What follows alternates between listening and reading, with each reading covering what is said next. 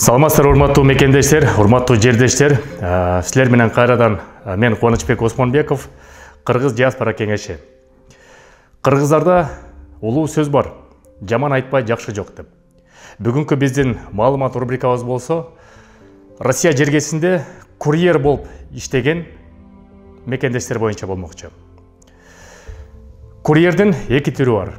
Көп мекендештерибиз Яндекс, Деливери компанияларында курьер болуп, тамак аш ташып, азык-түлүк ташып иштеген мекендештерибиз бар.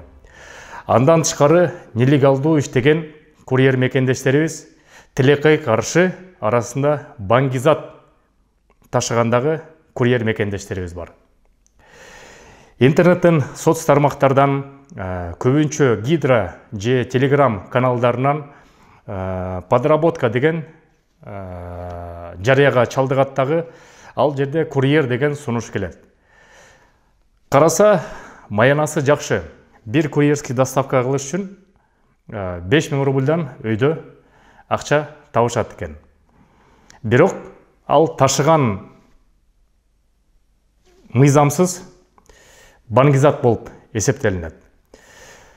Бул система кандай иштейт? Мекендештерибиз подработканы табаттагы Телеграм канал аркылуу сүйлөшөт.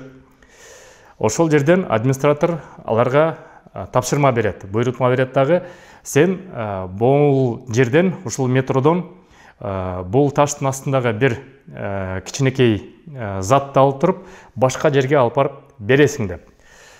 Башка жерге алып барып берет, балким бир жолу иштейт, эки жолу иштейт, ошентип үчүнчү жолунда ал биздин мекендешибиз тилекке каршы сөзсүз ички иштер министрлигинин же атайын кызматтарына кармалат дагы, ошентип 20 жылдан ары кесилет.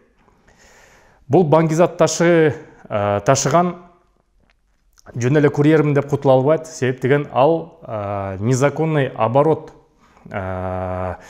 наркотика деген статья менен көмөктөш катары кесилет.